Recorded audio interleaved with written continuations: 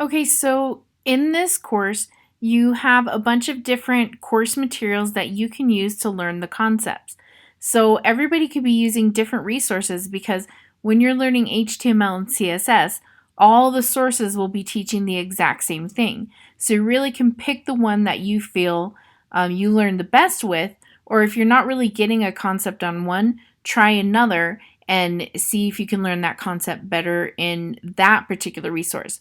So the official e-textbook for this course is the missinglink.site, and that's because it is technically an actual textbook that you can buy a printed version on Amazon, but they provide it for free at this particular website. And it is a very thorough textbook. And when you go through here, you can go to the table of contents and go to each chapter. You can download the different versions here. But let's pretend later on in the class we're all learning the concept of tables.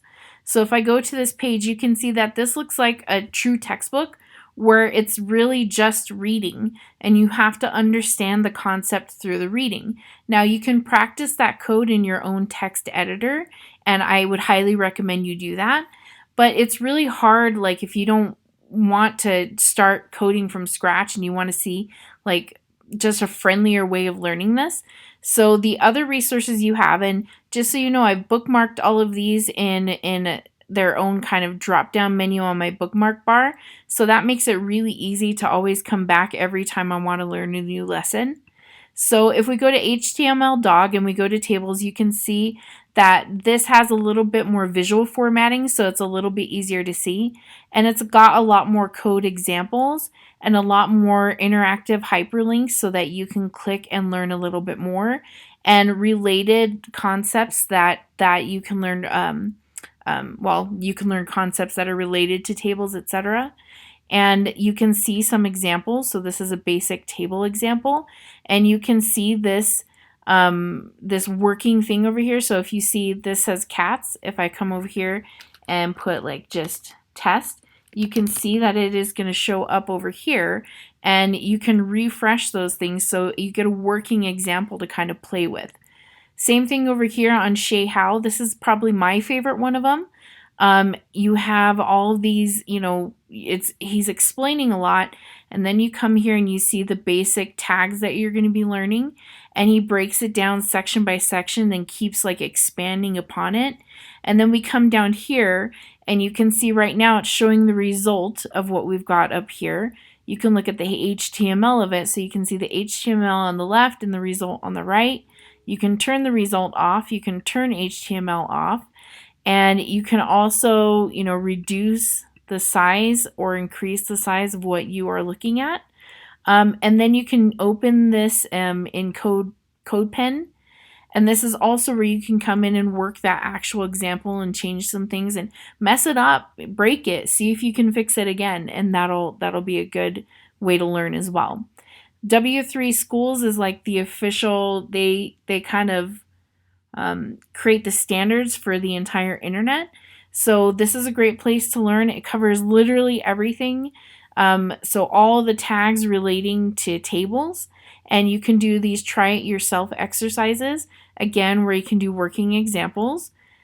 Learn CSS layout, we're going to get to that. It's kind of like a guided tutorial when we're starting to lay things out like sidebars and having things left, right, top, all that stuff. And then Codecademy actually has like tutorials, like guided tutorials that you can click start to get into, or like down here, see how it has all these different lessons broken up, and then you can click start, and it's literally going to guide you through and almost kind of test you and make sure that you're typing things correctly.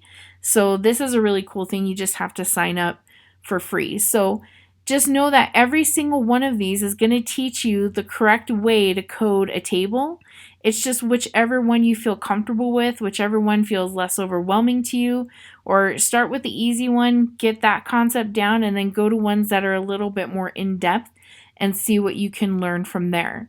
One thing I did want to point out is that in Codecademy, if we go back to the main page, it will have cheat sheets, and the HTML cheat sheets, if you go to resources, cheat sheets, and then go to HTML CSS, So it's going to have cheat sheets for learning HTML because a lot of it is memorizing what the different tags do.